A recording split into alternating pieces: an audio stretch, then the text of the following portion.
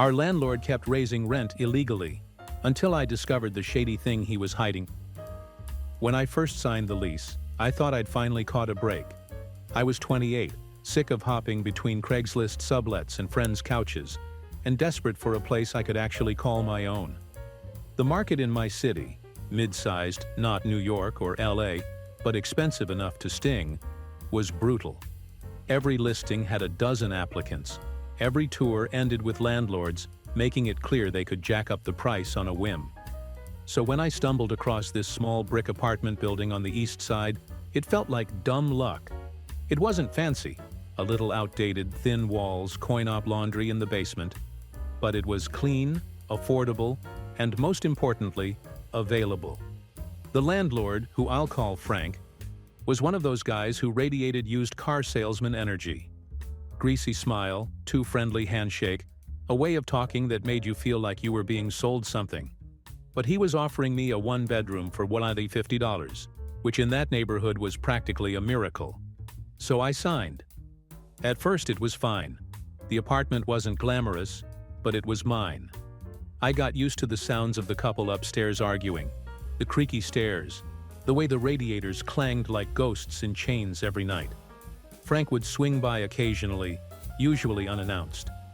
He'd knock on my door with some flimsy excuse.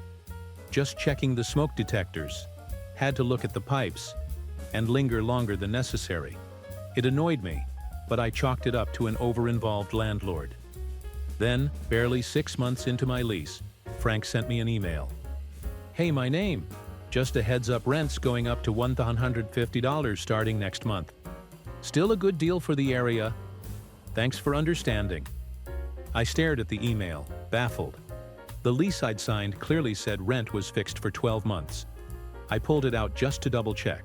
Yep, $150, no mention of increases until renewal. I emailed back politely. "Hey Frank, I think there's a mistake.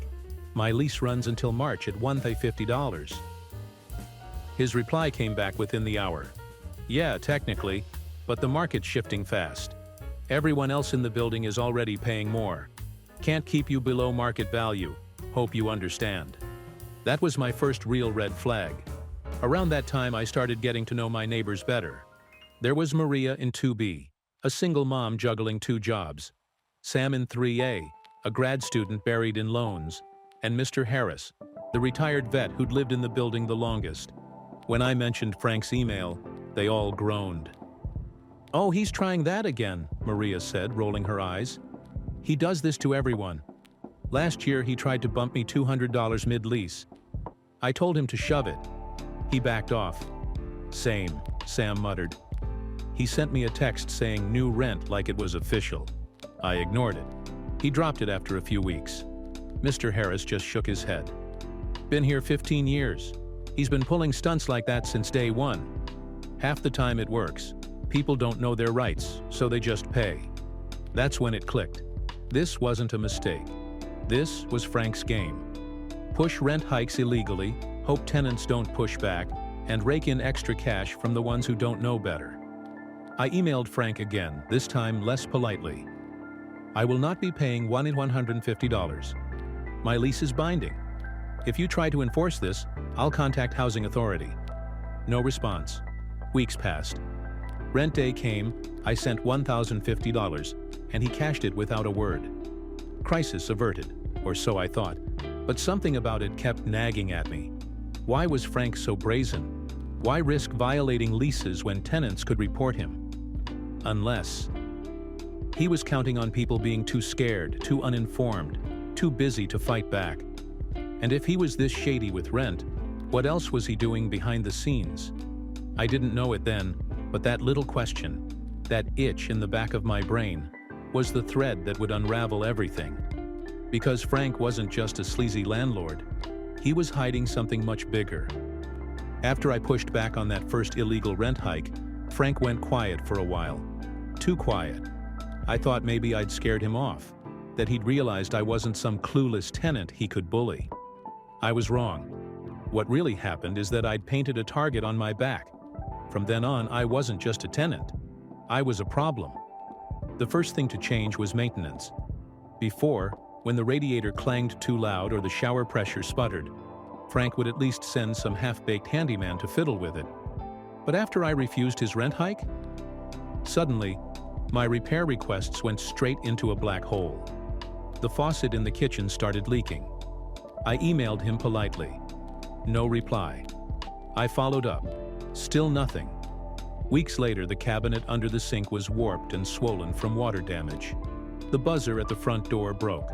Packages piled up in the vestibule.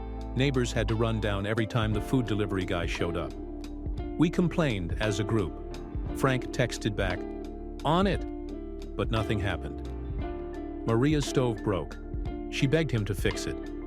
He left her without a working oven for 2 months. It became clear, if you didn't play ball, Frank starved you out with neglect. 3 months later, another email landed in my inbox. "Hey, my name. Just a reminder. Starting next month, rent will be $1,200. Everyone else in the building already adjusted. Need to keep things fair." Fair. That word lit me up. I forwarded the email straight to the city's tenant rights office. Within a week, Frank got a friendly reminder from the housing authority that mid-lease rent increases were illegal. He responded by cornering me in the hallway one night. "You didn't have to go to the city," he said, smile stretched too wide. "You could have just talked to me." I stared at him. "I did talk to you, twice. You ignored me." He chuckled like I was being difficult. "You're making this harder than it needs to be. I've got people lining up to live here. You really want to play hardball?" That was the first time I felt actual fear. Not just annoyance, not just frustration, but fear. Because it wasn't just about money anymore. It was personal. Over the next few weeks, I noticed my neighbors acting nervous. Maria whispered about late-night knocks on her door. Sam complained his water bill suddenly spiked, even though it had always been included in rent. Mr. Harris muttered that Frank was trying to nickel and dime him to death. We started comparing notes, and what we realized was chilling. Frank wasn't just pushing illegal rent hikes, he was running a whole web of shady schemes. Charging new tenants application fees that were way above legal limits. Pocketing security deposits instead of holding them in trust accounts. Sneaking in utility adjustments that didn't line up with actual usage. It wasn't one scam. It was dozens, layered on top of each other, designed to squeeze every drop of cash out of people who didn't know better. Once Frank realized I was talking to neighbors, he doubled down. He accidentally shut off my hot water for 3 days. Left a note on my door saying I owed late fees, even though I'd paid on time. Started showing up unannounced more often, sometimes with a flimsy excuse, sometimes with none at all. The worst was when I came home one night to find my lock changed. No warning, no notice. My stuff was still inside, but I couldn't get in. When I called Frank, furious, he laughed. "Oh, must have been a mix-up with the locksmith. Don't worry, I'll bring a key tomorrow." It was a scare tactic, a reminder that he had the power, and I didn't. By then, I was keeping a paper trail of everything. Screenshots of texts, photos of broken appliances, copies of emails. Every petty note he slipped under my door went into a folder. Because deep down, I knew something bigger was going on. You don't risk this much for a couple $100 in rent. You don't antagonize tenants this aggressively unless you're hiding something worth protecting. I started digging. Public records, property tax filings, building inspection reports. And that's when I found the first real crack in his armor. Frank hadn't filed an inspection report for the building in over 5 years. By law, it was supposed to be done annually, which meant one of two things. Either he was bribing someone to look the other way, or there was something in that building he didn't want inspectors to see. Either way, I knew I'd just stumbled onto something way bigger than leaky faucets and rent hikes. Finding out Frank hadn't filed an inspection in 5 years was like pulling on a loose thread. At first it seemed small, maybe even bureaucratic, but the more I pulled, the more the whole sweater of his business started unraveling. I called the housing department to ask about inspections. The clerk on the phone pulled up the building and confirmed what I'd seen. No inspections on record since 2015. "That can't be right," she muttered, half to herself. That would mean he's way out of compliance. I asked if they'd send someone. She sighed. We're short-staffed. Unless there's an official complaint about health or safety violations, it won't be prioritized. Health or safety violations. That phrase stuck with me. Because if Frank was dodging inspections, maybe it wasn't just laziness. Maybe there was something in the building he didn't want anyone to see. I went upstairs to talk to Mr. Harris, the vet who'd lived there forever. When I mentioned the inspection gap, he wasn't surprised. You think that's news? I've been telling the city about this place for years. Nobody listens. What do you mean? I asked. He leaned back in his chair, cracked a beer, and told me a story. The boiler in the basement hadn't been serviced in at least a decade. It rattled like it was about to explode every winter. The electrical wiring was so old that outlets sparked. He'd replaced his own light switches just to keep them from shorting out. Mold was creeping up the walls in the laundry room, black streaks hidden behind peeling paint. Frank, apparently, would slap on Band-Aid fixes and paint over problems whenever tenants complained. But real repairs? Never. And without inspections, nobody official had laid eyes on the guts of the building in years. I started knocking on more doors. Maria showed me her bathroom ceiling, brown stains spreading wider every month from a leak upstairs. Sam admitted his outlets got so hot, he was scared to plug in his computer. The more stories I collected, the clearer it became. This wasn't just a slumlord being lazy. This was deliberate neglect. He was running the building into the ground, collecting rent, and praying nobody noticed. But what was his end game? Why risk everything for short-term cash? One Saturday, I decided to check out the basement. I'd been down there before for laundry but never really looked around. This time I brought a flashlight. Behind the rows of washers and dryers was a locked door. I'd noticed it before but never paid attention. Now, with my suspicion dialed up, I couldn't ignore it. The lock was old, flimsy. I jiggled it a little, not enough to open it, but enough to know it wouldn't be hard to get inside. When I asked Frank about it later, he waved me off. Just storage, old junk, nothing for tenants to worry about. But the way his voice tightened when he said it made my stomach drop. That night I went deeper. I pulled property tax filings, business licenses, anything with Frank's name on it. And that's when I saw something odd. The building was listed under a shell LLC. Not unusual in itself, lots of landlords do that. But the mailing address for the LLC wasn't Frank's office. It wasn't even in our city. It was a P.O. box 2 states away. Even stranger, according to tax records, the building hadn't been declared as a rental property in years. On paper, it was listed as vacant, which meant Frank was collecting rent from all of us, while telling the city the building was empty. If the city thought the building was vacant, he wasn't paying rental property taxes. He wasn't held accountable for inspections. He could fly under the radar while pocketing everything. It also meant we, the tenants, weren't officially tenants. On paper, we didn't even exist. That realization sent chills down my spine. Because if something happened, if the boiler exploded, if there was a fire, if the mold made someone sick, the city wouldn't even know people were living there. We'd have no legal protections. We weren't just renting from a shady landlord. We were squatters in our own homes, paying rent to a man who had erased us from the system. At that point, I knew I couldn't just sit on this. Frank's scams weren't just annoying, they were dangerous. I made a plan. 1. Gather as much evidence as possible. 2. Get other tenants on board. 3. File an official complaint that the city couldn't ignore. Because Frank thought we were powerless. He thought we'd stay quiet forever. But he didn't realize we'd started talking. And once tenants compare notes, secrets don't stay buried for long. I'd suspected Frank was hiding something in the basement for months. That locked door haunted me every time I went down to do laundry. Tenants whispered about it. Maria swore she'd once seen Frank lugging heavy boxes in there late at night. Sam joked it was probably where he buried people who complained too much, and Mr. Harris just muttered that he didn't want to know. But I needed to know, especially after uncovering that, on paper, Our entire building didn't even exist as occupied housing. If the city thought the building was vacant, then what the hell was Frank doing down there? It happened on a Wednesday. I came home late, around midnight, after staying at a friend's place just to avoid another run-in with Frank. As I walked up the stairs, I noticed the basement light was on. Curiosity burned hotter than fear. I grabbed my phone flashlight and crept downstairs. Sure enough, the locked door was slightly ajar. I pushed it open. The smell hit me first, damp, moldy, and sharp, like old paint mixed with mildew.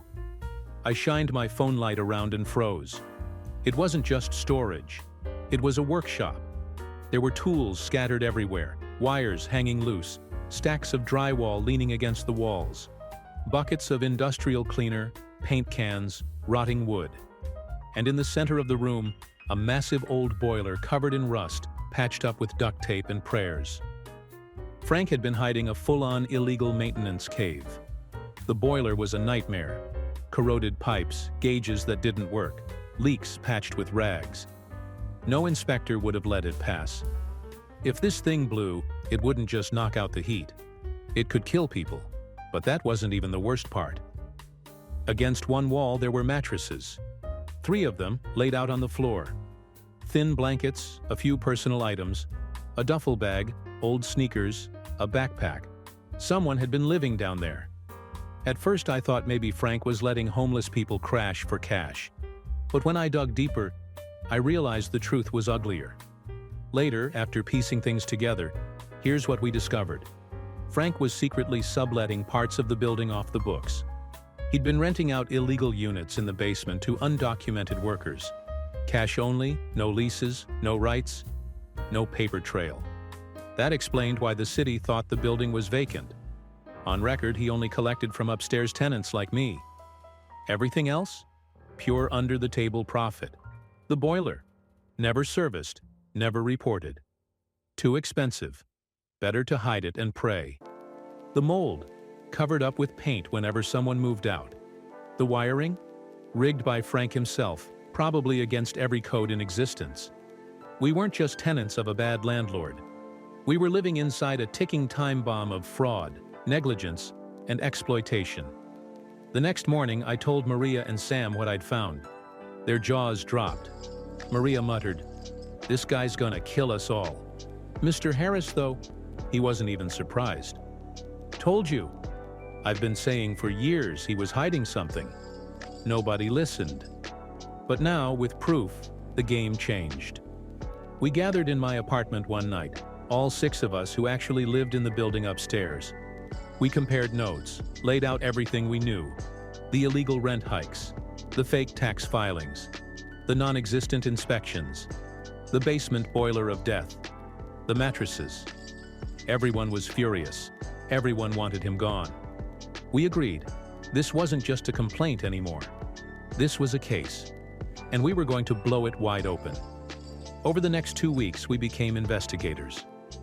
Maria took photos of the mold creeping up her bathroom walls. Sam recorded video of the sparking outlet in his apartment. I photographed the boiler from every angle, including the patched leaks. Mr. Harris pulled out old notices Frank had left over the years, fake fee slips, threats of eviction, rent adjustments, scribbled on notebook paper. We built a dossier. A stack of evidence so damning it couldn't be ignored. But Frank wasn't stupid. He could sense something was happening. He started showing up more often, banging on doors, demanding to know who had been snooping. He cornered Maria in the hallway and told her, "Snitches don't last long in this building." That's when we realized it wasn't just shady. It was dangerous. We stopped confronting him directly. We stopped answering his calls. And we waited. Because the hammer we were about to drop was going to hit him harder than he ever imagined. We filed an official complaint with the housing authority. All of us, together, signed and notarized. Along with it, we sent the dossier. Photos, videos, documents, everything. Then we waited. 2 weeks later, inspectors showed up unannounced. Frank tried to block them, claiming he lost the keys to the basement. They didn't buy it. They called the fire department to force the door. What they found made our photos look tame. Within 24 hours, the city slapped the building with a dozen violations. Fire code, electrical, health, structural. Fines stacked up. Tenants were officially recognized as at risk. Frank went ballistic. He stormed into the building, screaming that we'd ruined his life, that we didn't know how much money he had riding on this place. We locked our doors, called the cops when he tried to kick one in. And just like that, Frank wasn't a smug landlord anymore. He was a desperate man watching his empire collapse. The day the inspectors forced open that basement door was the day everything changed. Up until then, it had felt like we were screaming into the void. Angry tenants against a smug landlord who thought he was untouchable. But once the city saw what we saw, the tide turned almost overnight. The official report was 20 pages long. I got a copy because, by that point, I'd practically become the de facto spokesperson for the tenants. The violations listed were jaw-dropping. Fire code breach. The boiler room was classified as an imminent hazard. The inspector wrote that it posed a credible threat of explosion. Electrical violations. Half the wiring in the building had been rigged with extension cords hidden in walls. Outlets were ungrounded. Breakers were overloaded. Health code violations. Mold infestations in multiple units. Asbestos in the ceiling tiles. Cockroach activity noted in the basement. Illegal occupancy. The mattresses in the basement were documented as unauthorized, unsafe dwellings. The fines alone ran into tens of thousands of dollars. But the bigger blow? The city ordered an emergency hearing to decide if the building was even habitable. For a week, we lived in limbo. Rumors spread that we might all be evicted immediately for safety reasons. Maria cried when she thought about moving her son in with her mother across town. Sam panicked about where he'd study for finals. Mr. Harris just muttered, "Knew this day would come." Frank, meanwhile, spiraled. He paced the hallways like a caged animal, yelling into his phone at unseen lawyers, snapping at us if we so much as looked at him. One night I heard him in the basement screaming, actual primal screaming, and the sound of something heavy smashing against the walls. We locked our doors after that. When the day of the emergency hearing arrived, we all showed up. 6 tenants, side by side in a drab municipal courtroom, facing off against Frank in his cheap suit. He tried everything, claimed we were exaggerating, that the photos were staged, that disgruntled tenants were trying to ruin him. His lawyer looked like he wanted to crawl under the table. Then the city inspectors spoke. Calm, professional, armed with evidence. Photos of corroded pipes, mold samples, electrical readings. They demolished him point by point. By the time they finished, Frank wasn't smirking anymore. He was pale, sweating, whispering furiously to his lawyer.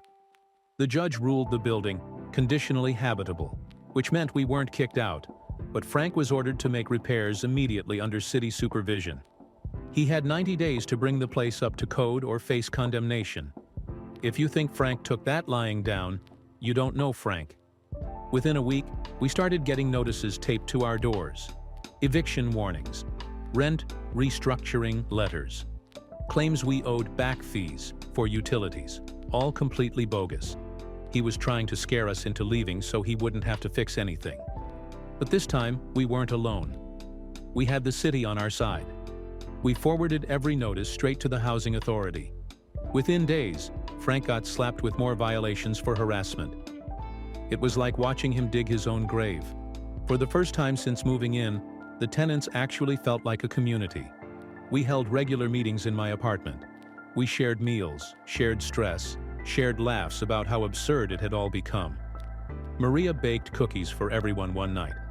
Sam fixed Mr. Harris's Wi-Fi. We started looking out for each other, not just against Frank, but in general. It was ironic. Frank's attempt to divide and intimidate us had done the opposite. He turned us into allies. The real turning point came when the IRS got involved. Remember how Frank had been claiming the building was vacant on tax filings? Turns out that, when the city flagged the property for violations, it triggered a deeper audit. And the IRS does not play games. They discovered years of tax evasion, tens of thousands in unpaid property taxes, hidden income from illegal sublets, shell companies funneling money into who knows what. Suddenly, this wasn't just about code violations. It was about fraud. The last time I saw Frank in the building, he was being escorted out by federal agents in plain clothes. He looked smaller somehow, deflated, like all the arrogance had leaked out of him. The city appointed a temporary property manager to oversee repairs. It wasn't perfect. We still lived with mold, bad wiring, constant construction noise, but at least things were being fixed. Eventually, the building was sold to a new owner, someone who actually seemed to care. Rents stabilized, repairs got done. Maria stayed. Sam graduated and moved out. Mr. Harris, stubborn as ever, said he wasn't leaving until they carry me out in a box. As for me, I stayed another year before finding a better place. But by then, the apartment had gone from a nightmare to a kind of badge of honor. We'd survived, we'd fought back, and we'd won. Sometimes I think about that first email Frank sent me, the one raising my rent by $100. At the time, it felt like a petty annoyance. I could have just paid it and avoided all this chaos. But if I had, he would have kept getting away with it. He would have kept exploiting people, hiding hazards, endangering lives. Instead, by refusing, by pulling at that thread, we unraveled his entire scheme. Frank thought we were powerless tenants, but we weren't. Together, we were stronger than he ever imagined. It's been almost 2 years since Frank was hauled out of our building in handcuffs, and I still think about him sometimes. Not in a sympathetic way. More like the way you remember a bad scar. It fades, it stops hurting. But when you run your fingers over it, you never forget how it got there. From what I've heard, thanks to a very curious Maria who follows every scrap of news like a detective, Frank pled guilty to multiple counts of tax fraud and housing code violations. The IRS threw the book at him, back taxes, penalties, even a short prison sentence. Nothing dramatic like 20 years behind bars, but enough to make sure he couldn't just slide back into landlord life. His properties, because yes, turns out he had 3 other buildings in similar condition, were seized and sold off. The man who strutted around our hallways like a king ended up broke, banned from managing rentals, and humiliated. Some neighbors joked that if there were true justice, he'd have to live in one of his own illegal basement apartments. Our building, the one that had been a crumbling nightmare, slowly transformed. The city sold it to a management company that, while not saints, at least played by the rules. Repairs actually got done. The boiler was replaced. The wiring was ripped out and modernized. The mold was eradicated. For the first time, the place felt safe. It wasn't glamorous, no rooftop deck, no shiny lobby, but it was habitable, which, compared to where we'd started, felt like luxury. We drifted apart a bit, as tenants do. Sam graduated, moved out, and landed a job across the country. Maria still lives there, though she's saving up for a small house. Mr. Harris is still kicking, still grumpy, still holding court from his recliner in 4C. Every once in a while, when I stop by to visit Maria, she'll bring up the old days. We'll laugh about the chaos, the fake fees, the broken stove, the time Frank screamed in the basement loud enough to wake half the block. At the time, it was terrifying. Now, it's almost surreal, like a story you tell that people think must be exaggerated. But we lived it, every absurd detail. As for me, I moved out about a year after the dust settled. Found a place a few neighborhoods over, nothing fancy, but clean, stable, run by a landlord who actually returns calls. But I'll be honest, the experience changed me. I don't take landlords at face value anymore. I read every lease with a magnifying glass. I save every text, every receipt. And if something feels off, I don't let it slide. Because Frank taught me the hard way that if you give people like him an inch, they'll take your whole paycheck, your peace of mind, and maybe even your safety. Here's the thing. Tenants are often made to feel powerless. Like we're lucky just to have a roof over our heads, even if it leaks, even if it's unsafe, even if the person who owns it treats us like dirt. But we're not powerless. Frank thought he could bully us, divide us, nickel and dime us into silence. Instead, we talked. We shared stories. We compared notes. And together, we brought him down. In the end, that's what I carry with me most. Not the fear, not the anger, not even the satisfaction of watching him squirm in court. What I remember is sitting in my tiny living room with 5 other tenants, all of us scared but united, realizing that when we stood together, Frank didn't stand a chance.